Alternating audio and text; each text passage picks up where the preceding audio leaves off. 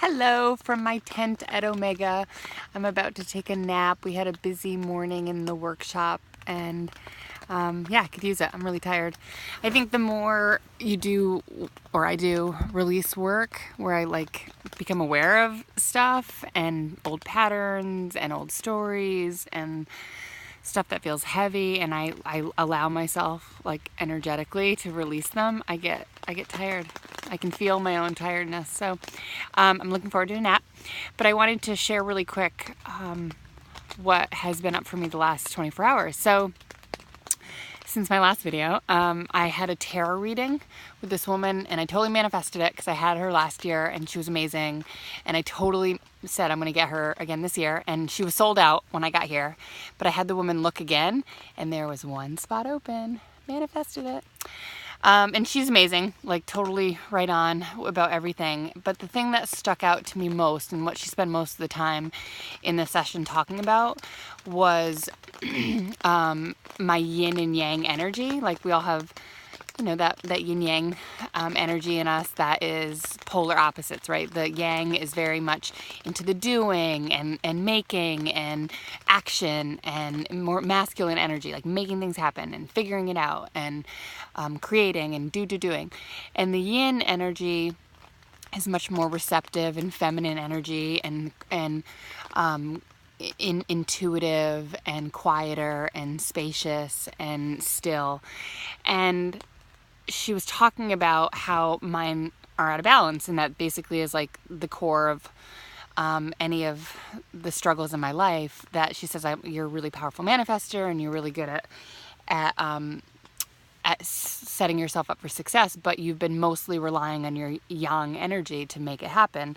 And it's funny because I think that's what makes me a great coach, is I can help women get into action. I can get them taking inspired action. I can help them create their own reality. I can help them making big moves and big decisions. And I kind of rely too heavily on that in my life. I have to be the one mostly always in my relationship to initiate change and figure things out and make things happen and do and be really productive. And I'm really good at it. And I'm tired. So her encouragement, which resonated really deeply with me, was to begin trusting more of that yin energy. And it's funny because I feel that's been my theme this year, was really committing to listening to my inner wisdom and really listening to my heart and my body rather than my mind and figure it out mode. But really just going more inner and trusting that my body will tell me what's right for me. And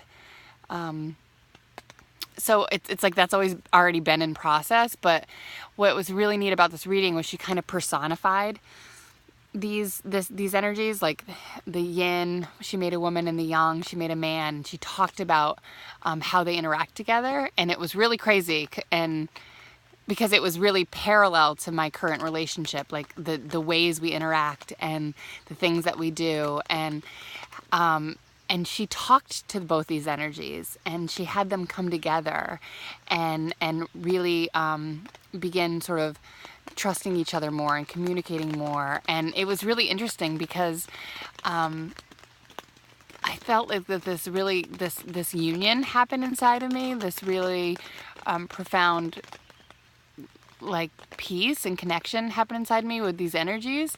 And I did, you don't get it. It's not on a logical level that we understand shifts, but you can feel it, and it was really emotional for me. And I think of my relationship with Scott as being one that we communicate really well. We've been through some challenges together, and it's forced us to communicate really well. But after that shift, I had a conversation with him this morning, and it felt so much higher level and so much more authentic. And I was so grateful for that, because I do believe, the shifts that need to happen are never out there. They're always in here. And the more I get, behind my own work and my own authenticity and my own self-love, and I speak from that place, it's all the problems that exist out there, all the challenges that exist out there, they're not even challenges anymore. They just get better. So I'm curious of how this reading will unfold just in my relationship. Like, I just love the idea of me letting myself be seen on an even more authentic level rather than in my action superhero costume like I always wear, but more in my, like, I'm just gonna be and see also how that influences my work. You know, I think I'm already really good. Look how little my feet look. I'm already really good at bringing people out and letting them feel safe and like time to take action and feeling good about that. But I'm curious about how potent my coaching will be with just this greater connection and acceptance of my energies, my wholeness, you know, because I feel like that always reflects back in my people. So yeah, I'll let you know how it goes. And it's been fun making these little daily videos. I'm going to try to keep doing it because it feels real and it feels connective. And yeah, I hope it helps. Okay, bye.